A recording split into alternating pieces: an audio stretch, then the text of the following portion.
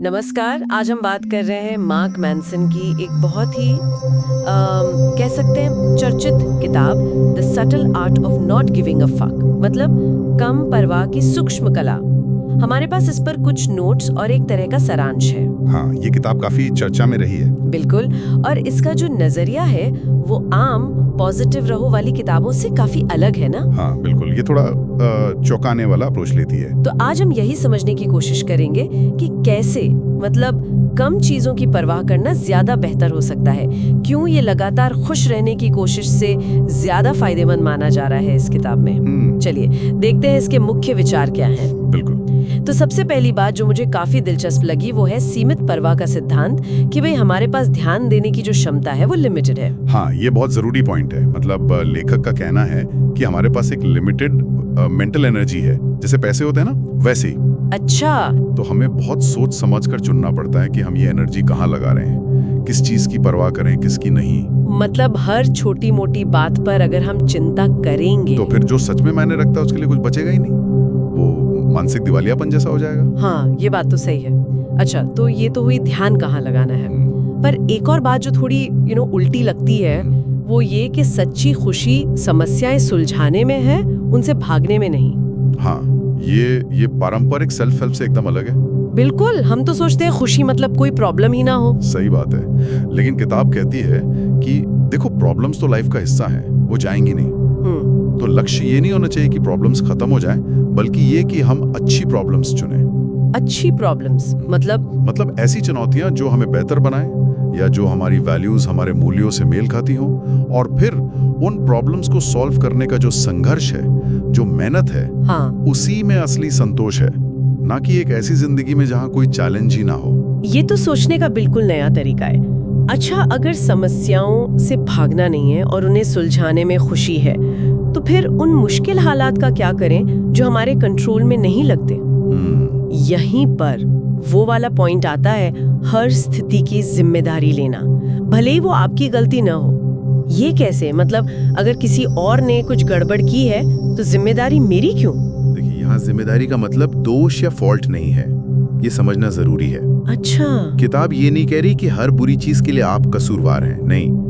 जिम्मेदारी लेने का मतलब है कि उस स्थिति पर आपकी प्रतिक्रिया क्या होगी, इसका चुनाव आपका है। ओके, मतलब मेरा रिएक्शन मेरे हाथ में है। बिल्कुल, आप कैसे रिस्पॉन्ड करते हैं ये जिम्मेदारी आपकी है। जब आप ये जिम्मेदारी लेते हैं तो आप लाचार महसूस नहीं करते। आपके पास पावर आ जाती है कि आप उस सिचुएशन को कैसे हैंडल करेंगे, उससे क्या सीखेंगे। समझ गई। तो ये एक तरह से कंट्रोल वापस अपने हाथ में लेना हुआ। ठीक है। हाँ। अब एक और पॉइंट जो थोड़ा कह सकते हैं शायद कुछ लोगों को चुभ सकता है, हाँ। वो ये मानना कि हम में से ज्यादातर लोग स्पेशल या असाधारण नहीं है, बल्कि औसत है। हाँ, ये सुनने में थोड़ा कठोर लगता है ना? आजकल हर कोई यूनिक और स्पेशल बनना चाहता है। बिल्कुल।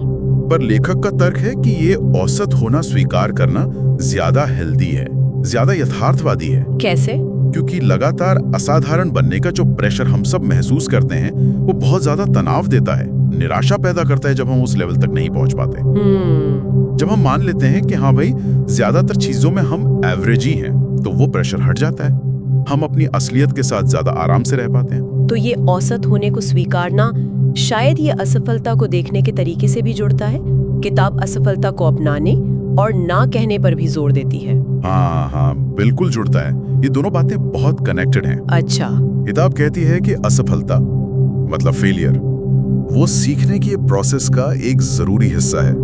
उसे पर्सनल हार की तरह मत देखो, बल्कि एक फीडबैक की तरह देखो। अच्छा, ये काम नहीं किया, क्यों नहीं किया, अगली बार क्या अलग करें, ये ग्रोथ का हिस्सा है। और ना कहना भी उतना ही जरूरी है। अपनी एनर्जी, अपना ध्यान, अपना टाइम बचाने के लिए आपको अपनी सीमाएं तय करनी होंगी। हाँ। हर चीज को हाँ नहीं कह सकते। उन चीजों को, उन लोगों को ना कहना सीखना होगा जो आपके लिए जरूरी नहीं है, ये आपकी वैल्यूज से मेल नहीं खाते। तभी आप अपनी प्रायोरिटीज पे फोकस कर पाएंगे। तो ये सारे विचार सुनने के बाद अगर हमें इसका सार निकालना हो, निचोड़, तो वो क्या होगा? इस पूरी फिलॉसफी का कोर आइडिया। निचोड़ मेरे ख्याल से ये है कि जीवन में मुश्किलें आएंगी, दर्द होगा, समस्याएं होंगी। इनसे भागने की कोशिश मत करो। हर छोटी बात की परवाह करके अपनी एनर्जी बर्बाद मत करो। इसके बजाय सोच समझकर चुनो। चुनो, क्या चुने? चुनो कि कौन सी लड़ाइयां लड़ने लायक है, कौन सी समस्याएं आपके लिए मायने रखती हैं, कौन सी वैल्यूज आपके लिए इंपॉर्टेंट है। अपनी जो लिमिटेड परवाह करने की क्षमता है उसे उन चुनी हुई चीजों पर लगाओ। और बाकी सबको जाने दो, उनकी परवाह करना छोड़ दो। यही है वो कम परवाह की कला, सोच समझ कर परवाह करना।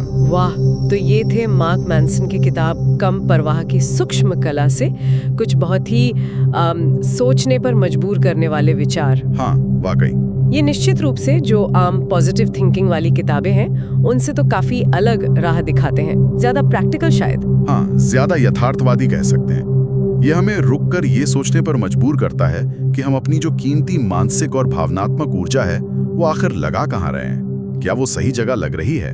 बिल्कुल। और इसी सोच के साथ हम अपने श्रोताओं के लिए एक सवाल छोड़ जाते हैं। अगर आज आपको सिर्फ तीन चीजें चुननी हो जिनकी आप सच में पूरी तरह से परवाह करेंगे और बाकी हर चीज को, हर छोटी मोटी परेशानी को जाने देंगे, तो वो 3 चीजें क्या होंगी? अच्छा सवाल है। इस पर जरूर सोचिएगा।